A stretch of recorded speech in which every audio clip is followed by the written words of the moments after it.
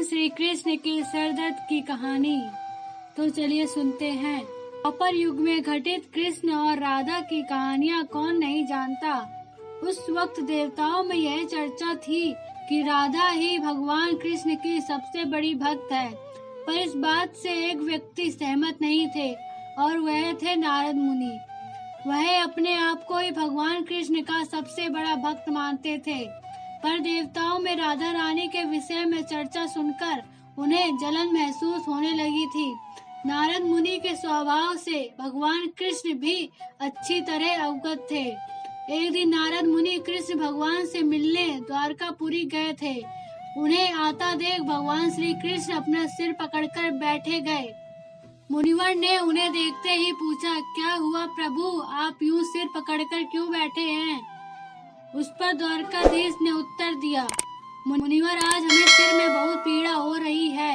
नारद बोले, तो प्रभु इस पीड़ा को मिटाने का क्या कोई उपाय है?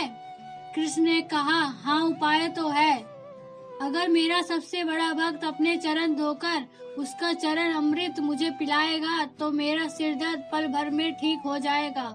कृष्ण के मुख से यह उपाय सुनकर कुछ पल के लिए मुनिवर सोच में पड़ गए कि हूँ तो मैं ही सबसे बड़ा भक्त, लेकिन अगर मैं अपने पैर धोकर उसका चरण अमृत प्रभु को पिलाऊंगा तो मुझे नरक जाने जीतन महापाप लगेगा।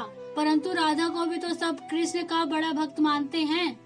इतना सोचने के बाद भगवान कृष्ण से आज्ञा लेकर नारद तुरंत राधा रानी के महल में जा पहुँचे और उन्हें प्रभु के सिर में हो रही पीड़ा एवं उसके उपाय के बारे में वृतांत सुनाया।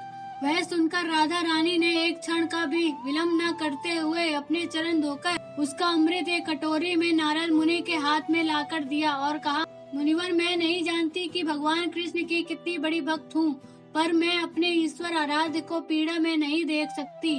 राधा के मुख से वह सच्ची भक्ति भाव के शब्द सुनकर नारद मुनि की आंखें खुल गई और वह समझ गए कि राधा रानी ही कृष्ण की सबसे बड़ी भक्त है और प्रभु श्री कृष्ण ने यह लीला मुझे समझाने के लिए रची थी।